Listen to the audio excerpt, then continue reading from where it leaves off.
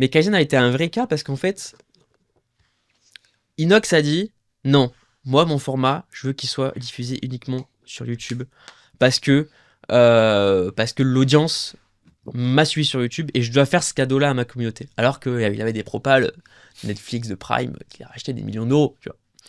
Ils avaient compris, les Amazon, ils avaient compris que c'était un projet qui allait ramener énormément d'audience.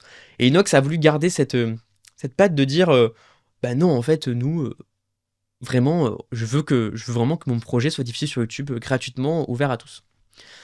Au début, chez Webedia, c'était un peu la réaction du non mais il est fou quoi. Attends, il y a des propals qui sont énormes. Pourquoi il refuse ça?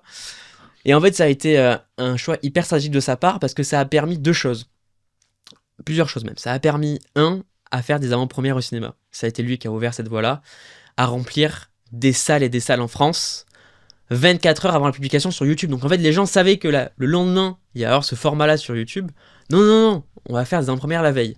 Carton plein, la France entière, en Corse, il y a eu des séances qui ont été rajoutées dans tous les sens, dans tous les cinémas. Ça a été, même le samedi matin, on a rajouté des séances le samedi matin pour te dire ce que les gens voulaient des places. Donc ça a permis, ça a été 300 000 billets vendus pour le cinéma. Ça a été, mais de ramener les jeunes, il faut se dire, on ramène la génération Z, les 18-25 ans, au cinéma, ce qui n'était pas arrivé depuis des années. On avait tellement de mal à ramener ces jeunes-là. Donc il a ouvert cette voie-là au cinéma, aux avant-premières.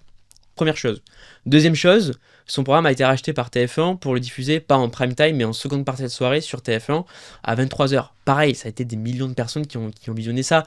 Enfin, ça a été dingue de se dire que ce programme-là est diffusé sur TF1 en seconde partie de soirée, juste après un Koh-Lanta. Enfin, mais j'avais vu une étude, je crois, il y avait 75% des Français qui avaient entendu parler de Kaizen. C'est dingue, tu vois. Ouais.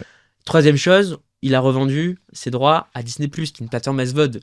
Donc, c'est-à-dire que maintenant, le programme n'est pas que sur YouTube, mais aussi sur Disney+. Donc, en fait, il a permis à ouvrir, et on en revient à, on ne diffuse pas sur une seule plateforme, mais en fait, on diffuse sur de la multiplateforme. On diffuse sur les plateformes SVOD, à la télévision, on va faire du cinéma.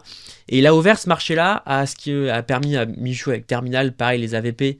Alors lui, il n'a pas encore vendu ses droits sur des plateformes SVOD, peut-être il le fera dans les années à suivre. Joyka qui a revendu ses droits, il y a RMC Découverte au groupe RMC BFM.